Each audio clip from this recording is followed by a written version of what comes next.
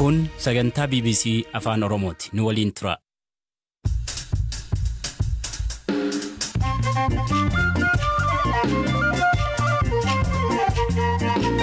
Ashama akka mooltan sagantaan BBC Afaan Oromoo roobii galgalaa eegaleera. Manni maree nageenyaa UN dhimma Itoophiyaa mari'achuu fi kanneen Itoophiyaatii Sudaanitti baqatan loltummaaf filatamaa turuu akka quba qabu UN hime. Haleellaa biraa Horroo Guduruutti raawwateen jiraattonni yaaddoo himatan.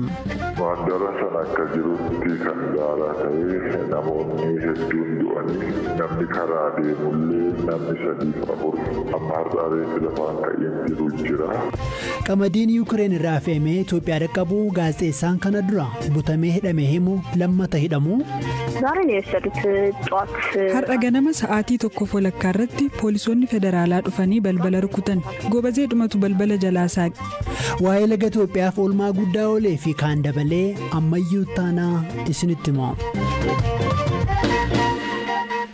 Dhaabbanni biyyoota gamtoomanii loltoonni Itoophiyaa nagaa eegumsaaf bobbaafamanii turan eessa akka bu'an hin beeku jedhe. Loltoonni kunneen ergama nagaa eegumsaa Sudaan erga xumuranii booda gara Itoophiyaatti deebi'uu didanii kooluu galtummaa Sudaanitti gaafatanii turani.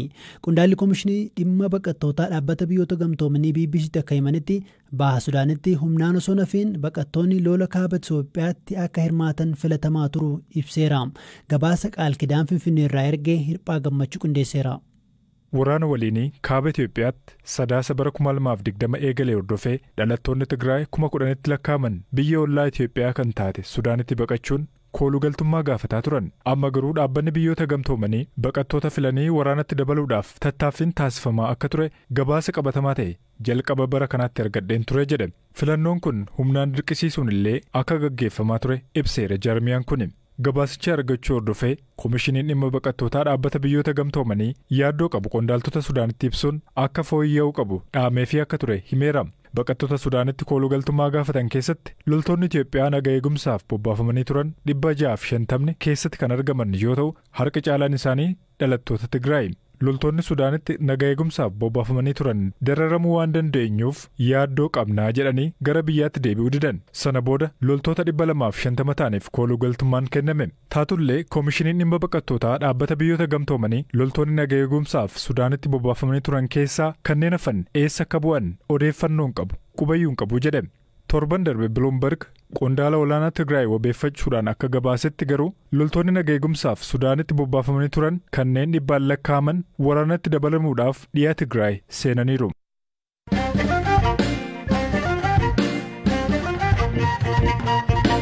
Konkolaattonni 60 qamadii Yuukireen irraa ergamee baatan Itoophiyaa seenan. Qamadiin deeggarsa namoomaa Itoophiyaa keessa barbaachisu baatii tokko dura Yuukireenitti ka'e.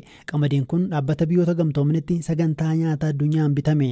Akka dhaabbatichi ibsetti qamadiin kun lammiilee miliyoona 1.5 ol ji'a tokko sooruu danda'a. Itoophiyaa biyya waraanaa fi hongeen hubamtetti lammiileen hanqina nyaataaf saaxilamaniiru. Jireenyis qaaleera. Waraanni irra deebiin Tigraayitti eegaluun immoo gargaarsa gama Tigraay geessuu rakkisaa taasisuu mala. Kileer Nevel dubbiimtuu sagantaa nyaata addunyaa damee Itoophiyaati. 23,000 metric tons of grain which has just arrived from Ukraine via the port of Djibouti. Qamadiin meetirik toonii 23,000 Yuukireen irraa gama Jibuutii Itoophiyaa seene fedhii nyaataa ariifachiisaa ji'a tokkoof lammiilee miliyoona 1.5 ol guutuuf oola. Yeroo ammaa Itoophiyaa keessa namoonni miliyoona 20 ol ta'an sababoota garaagaraan hanqina nyaataaf saaxilamanii jiru. Kunis gama kibbaan hongeen waggoota 40 keessatti hamaadha jedhamee quunnamuusaati. Gama kaaniin ammoo kaaba biyyattiitti waraanatu jira. Dabalataan baqattoonni 700 ta'an ji'a ja'aan deeggarsa nyaataa sagantaa nyaata addunyaarraa eegaa jiru. Sababa kanaaf midhaan kun lammiilee Itoophiyaa keessa jiranii fi gargaarsa tattamaa barbaachisuuf biraan gahuuf murteessaadha. Midhaan kun ammas biyya seenuu itti fufuu qaba. Midhaan biraa ammallee gara buufata Jibuutiitti dhufaa jira.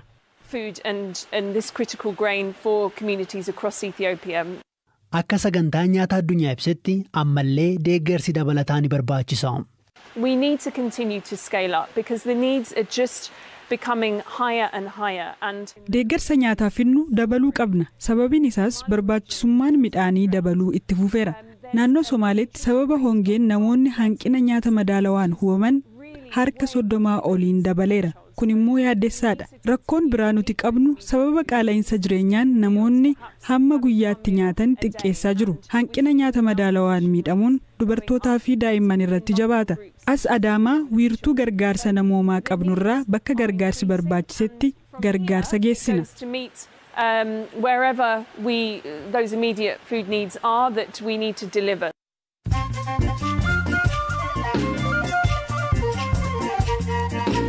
Sagantaa raadiyoo BBC Afaan Oromoo caqasaa jirtu amma oduuwwan gaggabaabaan sinitti gareen ekspertoota UN dhimma Itoophiyaa qoratan manni maree nageenyaa UN dhimma Itoophiyaa akka ajandaatti qabachuusaa akka simatu ibse. Manni maree kun kamisa akka mari'atu ibsamuus ammatti gabaasi kan mirkaneessee hin jiru. Pireezidantiin Keeniyaa Uhuru Keeniyaataan Raayilaa Odingaan pireezidantii haaraa ta'anii filatamuu dhabuutti mufachuu ibsan. Haa ta'u malee aangoo pireezidantummaa gammachuun pireezidantii haaraa filataman Wiiliyaam Ruutootti akka dabarsan ibsaniiru. Wiiliyaam Ruutoon kibxata dhufu sirna kakuu raawwachuun hojii eegaluuf jiru. Magaalaa guddoo Riippaabilika Dimokiraatawaa Koongootti riqichi haaraa laga xiqqaa tokko irratti ijaarame osoo eebbaaf ribaaniin muramuu jijjige. Riqichi jigee kana namoota ogummaa ijaarsaa hin qabneetu ijaaree jedhameera. Ammatti deebifamee ijaaramaa akka jiru ibsameera.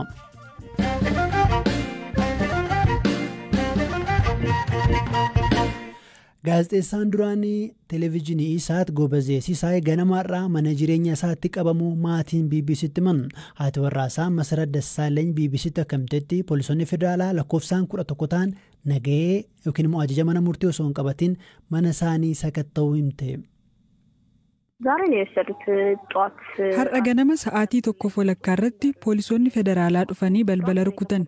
Gobazee dhumatu balbala jalaa saaqe. Poolisii federaalaa irraa dhufnee jedhan.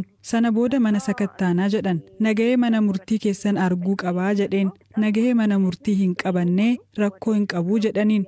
Kireessituu fi nama mana kireeffate ragaa dhaabanii mana koornisii otoo hin hambisiin sakatta'ani.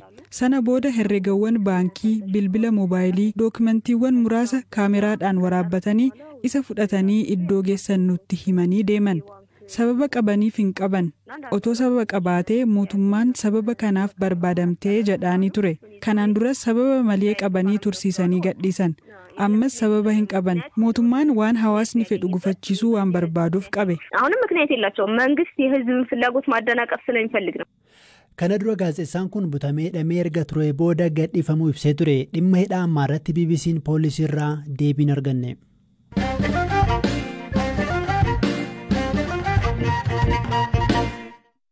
Godina Horroo Guduruu Wallaggaa aanaa Horroo Bulluuq naannoo Bonee Abunaa jedhamutti haleellaan biraa raawwachuu fi ammallee yaaddoo keessa jiraachuu jiraattonni BBC'tti himan. Haleellaan kun xumura torban darbee akka lakkoofsa Itoophiyaa hagayya bultii 28 raawwate. Ajjechaan biraa godinichuma aanaa Amurutti erga raawwatee booda haleellaa raawwatedha. Ajjechaa kanaafis hidhattooti Amaaraa achi jiranii fi bakkee kaanirraa dhufan jedhaman raawwachuutu himame. Garee kanarraa wanti jedhame hin jiru. Komishinii mirga namummaa Itoophiyaa humnoonni nageenyaa bakkeewwan yaaddoon jirutti bobba'uu isaanii odeeffatu ibseera. Haala ajjechaan raawwate Zalaalam Taaddasaan aanaa Horroo Bulluuq irraa jiraataa dubbiseera.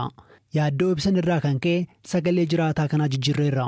Mandara sana akka jirutti kan daaraa ta'ee namoonni hedduun du'anii namni karaa deemullee namni 3-4 amma har'aa reefi lafaan ka'een jiru jira. Karaa deemaan aanaa biraarraa dhufee tiraanspoortiin hin jiru karaan cufaadha. Ayyaana kana sababeeffatanii galmaaf yookaan maatii barbaacha deeman nama jiraataa achi duwwaa miti du'e jedhamee hin awwaalamiin irraa jalaan argamaa jirurree ni jira. Lakkoofsi namaa amma kanaati jedhamee jala muramee maqaadhaan beekame mammaatti 21 darbee jira. Waa'ee ajjechaa kanaa quba qabaachuu BBC'n qondaala komishinii mirga namummaa Itoophiyaa obbo Badhaasaa Lammeessaa gaafateera. Odeeffannoo qabna. Isa amma qorataa jirrachuudha. Amma qaamaan deemanii qorachuu hin danda'amu waan ta'eef bilbillis iddoo yeroo baay'ee bahu. Ajjechaa torban darbee gaafa kibxataa gamsaatti raawwateen namoonni 60 ol ajjeefamaniiru. Kanneen maatiin isaanii dura ajjeefaman keessaa tokko reeffi abbaa ishee guyyaa 2 bulee argamu dubbatte. Guyyaa tokko erga lafa oolee bulee guyyaa isaatii kan argame. fuudhee awwaaluu jira ka eenyummaan isaa hin beekamne ka maatiin hin beekne ka namni bira hin jirre namummaan nama ta'uu isaatiif waliif gadde ka wal awwaaluu jirudha. Jiraataan biraa kana duras haleellaa raawwateen maatiin lama dura ajjeefamuu himanii fi haleellaa gamsaatiin wasiilli isaanii ajjeefaman immoo kana dura nagaan jiraachaa akka turanii fi sababa siyaasaan rakkoon kun uumamaa akka jiru dubbatu.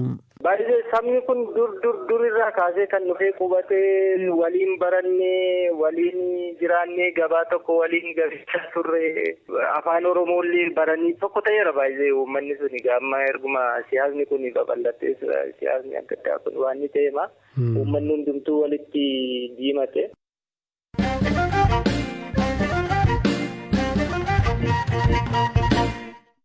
Laggeen Itoophiyaa keessa yaa'anii daangaa biyya ormaatti hin baane keessaa tokko Awaashidha.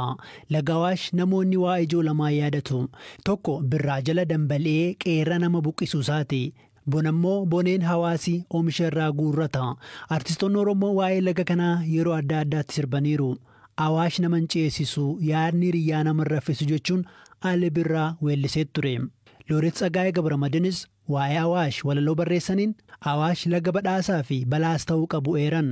Jeetuu Iddoosaa barsiisaa yuunivarsiitii Finfinnee fi kaadhimamaa PhD waraqaa qorannoo laga Awaash daldalaaf akkaataa ooluu danda'amu irratti gaggeessaa jiranidha.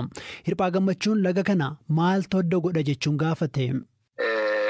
Gaarawwan naannoo Giincitti argaman naannoo sana ka'ee daangaa Jibuutii kun laga Abee jedhamu irratti kan dhaabbatudha jechuudha. Mootummaan istiraatejik pilaanii Awaash irratti yeroo kaa'u dheerinni isaa kiiloomeetira 1,200 akka ta'e ni kaa'u jechuudha. Kan akka Aqaaqii Qabbanaa laga kana kan itti makamanii baay'inaan Oromiyaa irraa kan laga kana itti dabalaman jechuudha. Lagni Awaash lageen Itoophiyaa keessaa maddan irraa maaltu adda godha?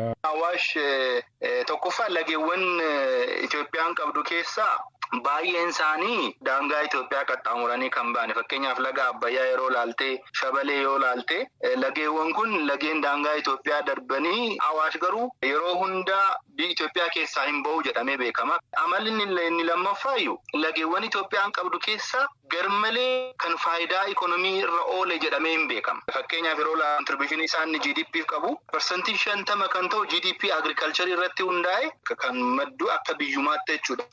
Kan biraa immoo lagdi Awaash irra caalaatti qonna jallisiif kan inni oolu indaastiriiwwan biyya kana keessa jiru jedhaman gurguddoon isaanii naannoo lageen Awaash kana kan qubatanii jiran jechuudha. Finfinnee dabalatee godina addaa Oromiyaa dabalatee Awaash agro indaastirii kun Awaash jallaa kan jiran hanga Affaaritti dabalatee even Dasseemaaf Kombolchaa dabalatee indaastiriiwwan gurguddoon biyyi kun qabdu faayidaa bishaanuma kanarraa argamuu fi bishaan kun tajaajila guddaa oolaa jechuudha. Xuriiwwan indaastirii kana keessaa ba'an illee laguma kanatti dabalamuun sadaffaa naannoowwan Itoophiyaa jiran keessaa Affaar, Amaaraa, Oromiyaa, Sumaalee fi naannoo Kibbaa Dirreedawaa fi Finfinnee illee dabalatee uummattoota naannoo sana keessa jiran hammachuudhaan amala addaa kan qabu isa taasisaa jechuudha.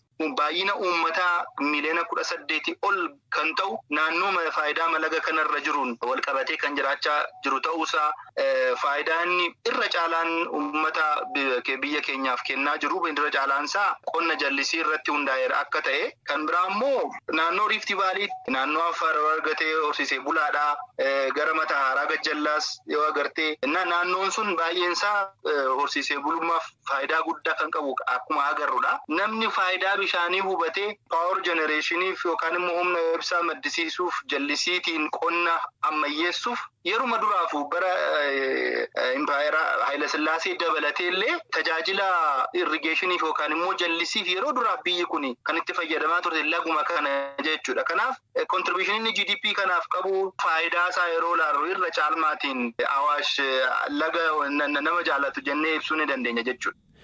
Waa'ee laga Awaash dhageenye kaanee fuulduratti barreeffamaan dubbisuu dandeessu. Daa'imni ganna 4 lammii Awustiraaliyaa haadha isaa gaggabdeef ambulaansii bilbilee waamuun gargaare.